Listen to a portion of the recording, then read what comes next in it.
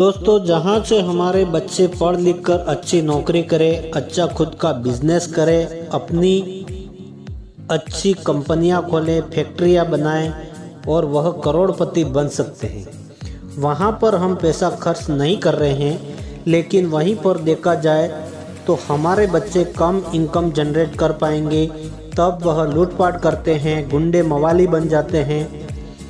Hello दोस्तों, मैं विक्रम कुमार और आप देख रहे हैं जय भीम लाइव। दोस्तों, आज की वीडियो बहुत ही खास टॉपिक पर बना रहा हूँ। वैसे तो हम हर रोज़ हमारे YouTube चैनल पर अपने समाज को जगाने के लिए काम करते हैं और इसी सिलसिले में आज भी एक मुद्दे को लेकर आया हूँ आपके बीच। दोस्तों, आप जानते हैं कि जैसे थोड़े दिनों के बाद रक्षाबंधन त्यौहार आ रहा है और रक्षाबंधन का त्यौहार हमारे समाज में किस तरह की प्रतिक्रिया देता है या लोगों के जो दिमाग है वो किस तरह के व्यवहार करने को देता है, इस पर हम चर्चा करना चाहेंगे। दोस्तों, जैसा कि हम जानते हैं और कहा जाता है कि रक्षाबंधन का त्यौहार भारत के अंदर, बल्कि विशेष मैं कहूँ कि पूरे भारत के अंदर यह त्यौहार मनाया जाता है। यह त्यौहार भारत में जो लड़कियां हैं वे इसको मनाती हैं और उस दिन सभी लड़कियां अपने भाइयों को एक धागा बांधती हैं और उस धागे को बांधकर वो ऐसा समझती हैं कि अब उनके भाई उनकी रक्षा करेंगे। और दोस्तों, यह जो एग्रीमेंट है जो इनका वो आने वाले अगले साल तक के लिए होता है और अगले साल जो इसको फिर से रिन्यूअल करना पड़ता है। तो हर साल ये जो रक्षाबंधन का त्यौहार आता है और हर साल ये रक्षाबंधन के करने के जो रक्षा करने के जो वचन हैं उनको रिन्यू करवाना पड़ता है अपने भाई से, बिल्कुल जो है। और ये जो वचन है वो खाली धागा बांधने से नहीं होता है, बल्कि दोस्तों इसके पीछे जो है बहुत कुछ लंबी चौड़ी प्रक्रिया है और जोड़ दिया गया है। जैसे कि बहन जो है धागे के साथ खाने पीने की चीज़ें जैसे मिठाई, मिश्री, नारियल वगैरह पता नहीं क्या क्या लाते हैं, हमें तो पता भी नहीं है। शायद मिठाई का डिब्बा भी साथ में होता है और उसके बाद में जो है वह धागा बहन के द्वारा भाई को बांध दिया जाता है। तब भाई जो है अपनी बहन को कुछ पैसा दिया करता है या कपड़ा दिया करता है। अब जितने का बहन को सामान आया है, यानी कि बहन 200 रुपये का सामान लाई है और उसके भाई ने 100 रुपये दिए, तो बहन है जो थोड़ा मन में संकोच करती है कि जितने का सामान लेकर आई हूँ उसका भी पूरा नहीं दिया, आधा ही मिला। वहीं पर अगर भाई बहन को 200 रुपये देता है तो वह समझती है कि कोई नुकसान नहीं है, जितना गया था उतना मिल गया। और भाई थोड़ा ज़्यादा दे देता है तो बहन सोचती है कि यहाँ फ़ायदे की डील हुई है, नफ़ा वाला काम हुआ है, वह खुश हो जाती है। और अगर कम मिलते हैं तो कोई बहन तो वहाँ पर झगड़ा भी कर लेती है अपने भाई से कि मेरे तो इतने का किराया हुआ, इतने का सामान हुआ और आपने भाई इतना ही पैसा दिया। दोस्तों, यह घटनाएं रक्षाबंधन पर अक्सर होती है। जी हाँ दोस्तों, यह घटनाएं सभी के साथ नहीं होती है, परंतु बहुत जगहों पर देखने को मिलती है और आप आने वाली रक्षाबंधन के त्यौहार भी देखेंगे। अब दोस्तों, इसमें रक्षा का कोई सिलसिला है ही नहीं, रक्षा की कोई भावना है ही नहीं। ना तो बहन इस धागे से भाई की रक्षा कर रही है और भाई है वो इस भावना से पैसा दे रहा है कि मैं कुछ बहन को पैसा देकर मदद कर रहा हूँ, उसकी रक्षा करने का काम कर रहा है। और सबसे बड़ा ताज्जुब की बात तो यह है कि बहन की जब शादी हो जाती है तो वह अपने भाई से दूर हो जाती है। मान लें कि बहन दिल्ली में रहती है और भाई मुंबई में रहता है, तब थोड़े थोड़े दिनों के लिए आना जाना मुश्किल हो जाता है क्योंकि वह दूर है, पैसा भी ज़्यादा खर्च होता है। तब वह भाई से दूर हो जाती है और मानो कि बहन पर कुछ अचानक संकट आया तो वहाँ पर भाई कैसे रक्षा करेगा। लेकिन उस रक्षाबंधन त्यौहार को मनाने के लिए बहन दिल्ली से हर बार मुंबई जाती है या राखी भेजी जाती है या खुद राखी लेकर आती है। यानी कि जो है कि एक अंधी परंपरा का मोड़ दे दिया, अंधी परंपरा के रूप में उसे मनाने लगे। यानी कि मनानी है इसलिए मनानी है, इसका क्या यूज है, इसके पीछे क्या कारण है, क्या उसकी औपचारिकता रह गई है, इससे किसको फ़ायदा है, किसको नुकसान है, उससे किसी को कोई लेना देना नहीं है। अगर किसी परिवार में बहन नहीं है तो क्या भाई की रक्षा नहीं होगी, और किसी के परिवार में भाई नहीं है तो उस बहन की रक्षा नहीं होगी। और जो भाई बहन का जो पवित्र रिश्ता है वो तो है ही, तो फिर ऐसी अंधविश्वासी परंपराओं को करने से क्या रीजन है। अब दोस्तों, बहन की शादी के बाद उसकी रक्षा कौन करता है? उसका पति रक्षा करता है, उसके सास ससुर, उसकी ननद, उसके वहाँ का परिवार, देवर जेठ जेठानी, वही लोग हैं जो इसकी आसपास के रक्षाबंधन का त्यौहार रक्षा करते हैं, मतलब अपने भाइयों के परिवार के साथ में। तो दोस्तों, एक ही त्यौहार नहीं है, ऐसे बहुत से त्यौहार है जिसका कोई बेबुनियाद नहीं, बेतुका, जिसका कोई लॉजिक नहीं है। हमें एक भी त्यौहार जो है ऐसा देखने को नहीं मिलता जिसका कोई महत्व हो, जिसका कोई सिर पैर हो, जिसका कोई कारण बनता है, जिसका कोई लॉजिक हो। सारे के सारे त्यौहार इन लॉजिकल, और सबसे बड़ी बात तो ये है कि इन त्योहारों को मनाने के लिए प्रत्येक परिवार का इतना पैसा खर्च होता है कि हमारे समाज का इतना पैसा खर्च होता है कि अब हमारे देश की जो 1 अरब के लगभग जनसंख्या होने वाली होगी, तो अगर हम बड़ा सा भी आंकड़ा निकालें तो मैं अब बस 5 करोड़ का आंकड़ा लेकर चलूँगा, जबकि रक्षाबंधन त्यौहार मनाने वालों की संख्या कम से कम 50 करोड़ लोगों का होगा। लेकिन मैं यहाँ पर 5 करोड़ का आंकड़ा निकालता हूँ, आपको जो है बस मोटे मोटे तौर पर बताना चाहता हूँ। अब जो रक्षाबंधन में जो धागा बांधते हैं, यानी जिसको राखी कहते हैं, यानी राखी जिसे कहते हैं, उसकी कीमत क्या होती है? आपको जो रक्षाबंधन की राखी जो होती है वो 5 रुपये से लेकर 200 रुपये, 250 रुपये, 500 रुपये तक की राखी मिल जाती है। 1000 रुपये की राखी मिल जाएगी आपको। लेकिन अगर मैं वो 5 रुपये की राखी की बात करूं और 5 करोड़ महिलाएं 5 रुपये की राखी भी बांध रही है, तो कितने रुपये का धागा होगा? यानी कि सीधे सीधे तौर पर 25 करोड़ रुपये समाज की जेब से निकल रहा है, वहाँ पर चला जाता है। पर उस धागे की कीमत क्या है? उस धागे की कीमत 5 रुपये नहीं है, उस धागे की कीमत मुश्किल से 50 रुपये या 1 रुपया, इससे अधिक नहीं है। और आपके आसपास कहीं पर भी बहुत सी जगहों पर राखी बनाने वाले का काम होता है, तो वहाँ पर जो राखी बनाने वाली महिलाएं हैं उनसे पूछना एक बार जरा, उनको मेहताना कितना मिलता है। 10 पैसे पर पीस के हिसाब से वो राखी तैयार करती है।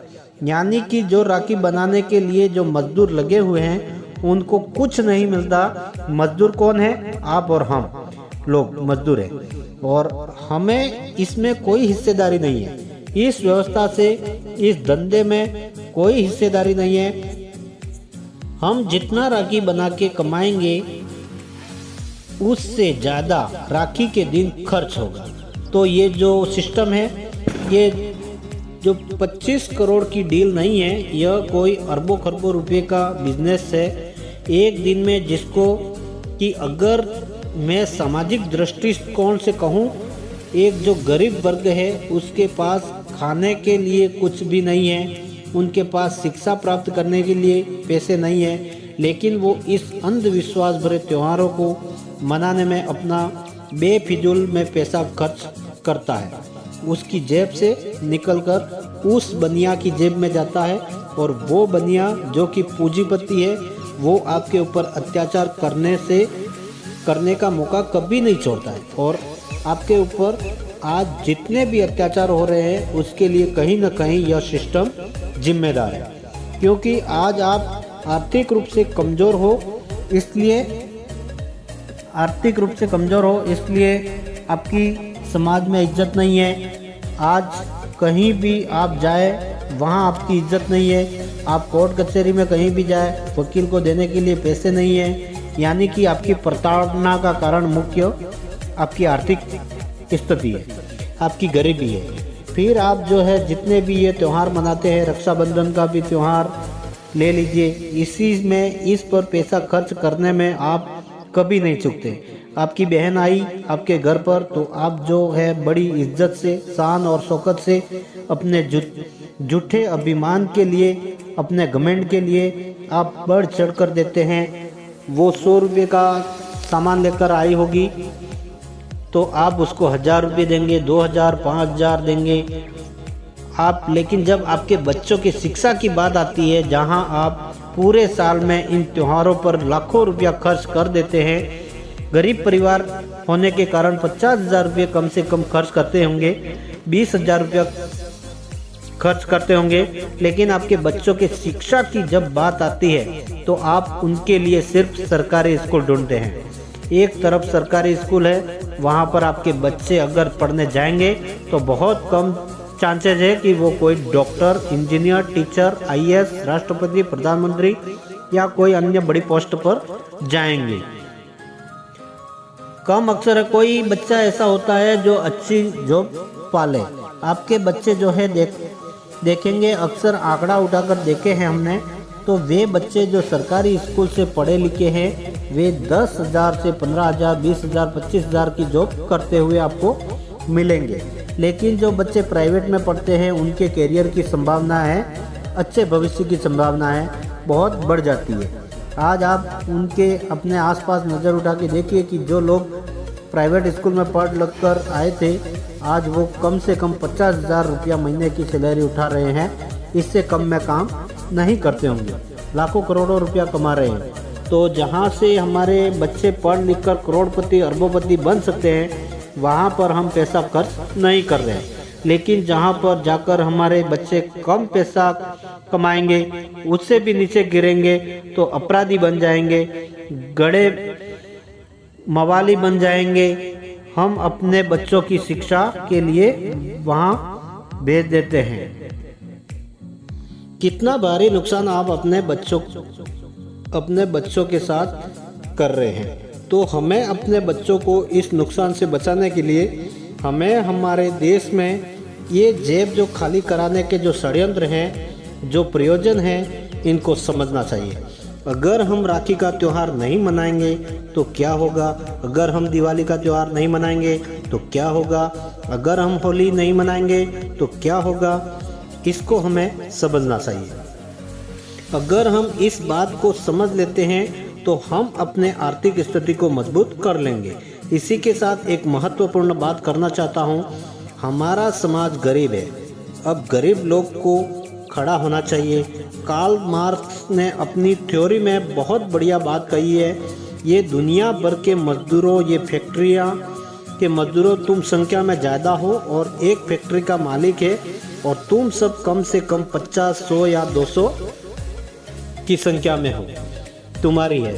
तुम जो हो दिन रात काम करते हो और ये फैक्ट्री का मालिक जो है बहुत ऐश से मौज शान शौकत करता है और तुम्हें खाने तक के पैसे नहीं देता है कि तुम अच्छी तरह खा पी सको, अपना रहन सहन कर सको। और आपसे जो है 24 घंटे में से 20-20 घंटे काम लेता है। ये कार्ल मार्क्स के टाइम का बता रहा हूँ, आज की बात नहीं बता रहा हूँ। तो उसने कौन सी बात की?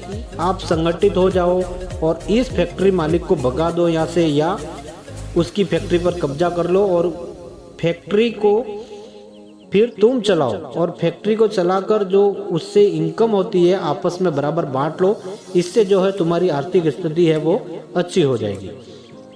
तो हम एक प्रेरणा ले सकते हैं कार्ल मार्क्स से, इस कथन से। अगर मैं समाज के लोगों को मैं एक बात कहूँ, अगर 1000 लोग मिलकर 1-1 रुपया रोज दान दें, इकट्ठा करें, तो हर रोज 1000 रुपया इकट्ठा होता है। एक महीने में 30,000 रुपया एकत्रित होता है।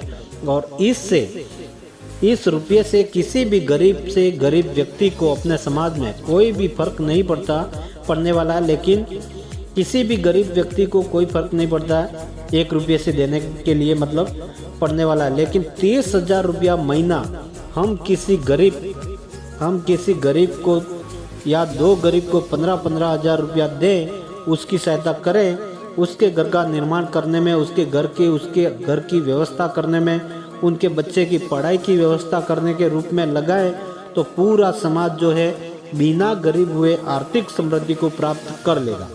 ये एक बहुत छोटा सा उदाहरण है। अगर हमारे इस प्रयास से किसी गरीब आर्थिक स्थिति अच्छी हो तो हमें यह प्रयास करना चाहिए।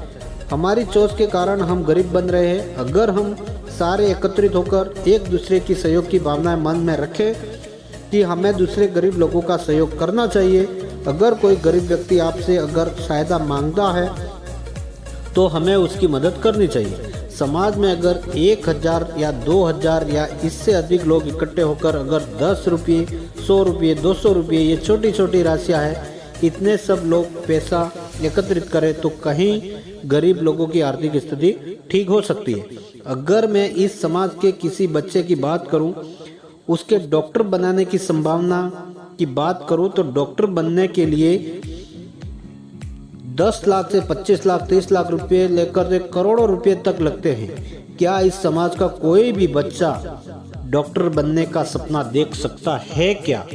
लेकिन अगर हम इस तरह का संगठन बना ले, इस तरह की कोई व्यवस्था अपने अंदर बना ले, तो जितने भी बच्चे हमारे समाज से निकलेंगे, जिनके अंदर प्रतिभा होगी, जो मेडिकल में एडमिशन ले सकेंगे, जिनके लिए खर्च करने की सिर्फ व्यवस्था करनी है, तो हमारे समाज का कोई भी होनहार बच्चा डॉक्टर बनने से वंचित नहीं होगा। तो साथियों, हमें ये सब बातें सोचनी चाहिए। हमें इसलिए जो है ये जो त्योहारों पर जो खर्च होता है उसको मनाना बंद कर देना चाहिए। हम बार बार अपने वीडियो के माध्यम से आपको बताते हैं कि आप जो है असलियत को पहचानें, जो आपके और आपके बच्चों के भविष्य के लिए सही है वो करें। हम यह नहीं कहते कि हमारी बात आप मान लीजिए, लेकिन अपनी बुद्धि का इस्तेमाल करें और इसको सही दिशा में लगाने का प्रयास करें। तो उम्मीद करता हूं कि आपको कुछ न कुछ ज़रूर समझ में आया होगा और आप जो है आज के दिन कुछ न कुछ निर्णय जरूर लेंगे। और आज के दिन जो महिलाएं हैं वो परम पूज्य बाबा साहेब भीमराव अंबेडकर जी को ना भूलें, क्योंकि उन्हीं के त्याग और बलिदान से आपको अधिकार मिला है। एक बार हिंदू महिला कोड बिल अवश्य पढ़ें। दोस्तों, आज की हमारी यह जानकारी आपको कैसे लगी कमेंट बॉक्स में ज़रूर बताएं। वीडियो अच्छी लगी हो तो वीडियो को लाइक करें, अपने परिवार दोस्तों में शेयर करें। चैनल पर आप पहली बार आए हैं तो प्लीज़ आप चैनल को सब्सक्राइब करें। जय भीम, नमो बुद्धाय, धन्यवाद।